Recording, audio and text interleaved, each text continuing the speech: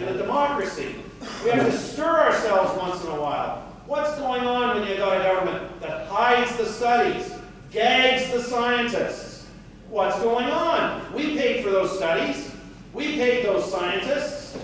What about the Chislata people? You're going to hear from Marv and Charlie about what happened the last time. It's going to happen again. I mean, we can say this time, look, in 1950, it was a long time ago, the war was just over, you know, we regret what happened, but we can't be stupid twice. You have to take companies like Alcan, guys like Bill Rich, and shake them by the scruff of the neck. And take Harcourt, and take Critic, and shake them by the scruff of the neck, and tell them this isn't good enough. You can't lie.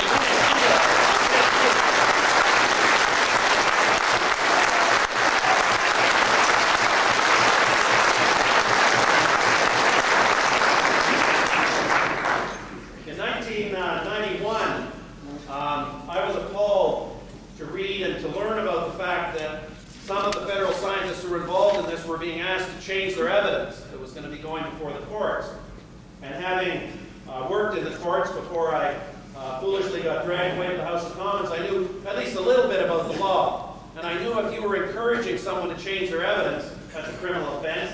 If they do, it's perjury. And there's a whole slew of criminal offenses that are involved. So I wrote at that time to Minister Cadieux and told him a letter that many of you have now seen. But I thought that the corruption went to the very highest levels, probably to the door of members of the cabinet, and that he should get the RCMP to launch an investigation. And the evidence was so compelling that the RCMP did launch an investigation, and many of you now have seen the 200 or 250-page report that they came up with.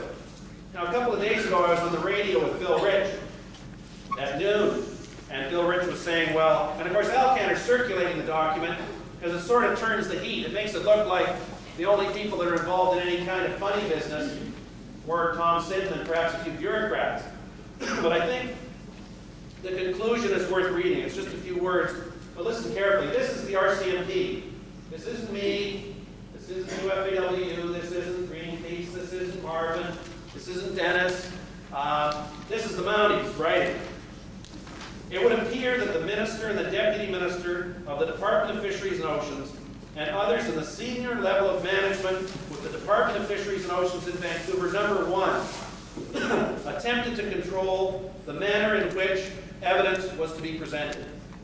Now, in my books, I'm not a great learned scholar or lawyer. That sounds like corruption to me. Number two, set up a process which excluded experts to the Crown. Well, now what kind of, why do we have a bureaucracy? Why are we hiring scientists if when it finally comes down to the short strokes, you lock them out of the room?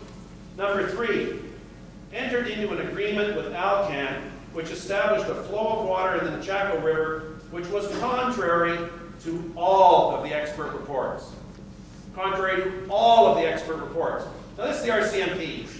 Now, they didn't find perjury, and they didn't find the other things that they thought they might have found. But this is one of the strongest indictments I've ever seen in my life of political corruption. And I don't doubt for a moment that Tom Sinton and Peter Mayboom and others are shaking in their boots and hiding away. Because it's groups of people like us that will make the political process work. If necessary, we have to go to the streets. We have to take the kind of justice back into our own hands that this kind of an issue deserves. Because the Mounties may not have been able to arrest them and lock them up, but we do have the power to stop this kind of project. So the RCMP investigation is there. Now let me give you just a quick snapshot summary of points that I think we need to keep in mind while we're talking about this tonight. Here you have a project put together almost a half a century ago that certainly did create some employment and some cash in BC. But it also harmed the Carrier-Sakani people, in particular the people of Chislata. It harmed the Haisla people and thousands of people who were downstream water users.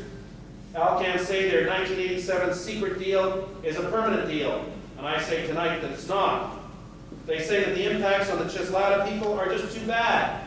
Well, I say something still has to be done about that. They say it's too bad that 80,000 acres of prime BC timber were flooded without being harvested. They say that's too bad. They promised smelters and mills and jobs as well, and those were just Alcan little white lies. They say the market's soft, so they don't have to deliver. Mulroney promised an inquiry, and it was a knowledgeable lie. Siddon's constitutional responsibility to protect fish were abandoned.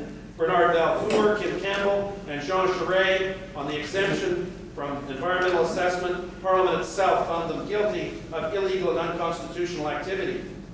Chrétien promised to ungag federal officers and officials and to release the 86,000 pages hidden in Pat Chamoun's office. What was that? I say it's another lie. So we pay scientists to take a vow of silence. We pay for 86,000 pages of study that say no to Kemano 2, that they aren't even as useful as toilet paper because they're still under lock and key. The Mounties find the whole thing stinks, and then we hold meetings. If any one of you tonight pulled any one of these stunts, you know you'd be in the slammer. This is the ultimate diversion project. It expropriates without compensation the rights of the Carrier-Sakani and Haisla people. It expropriates without compensation perhaps $100 million a year of salmon revenues from BC workers and fishermen. Who does it give it to? Armchair shareholders, mostly headquartered in Montreal. I look forward to answering your questions later tonight. Thank you.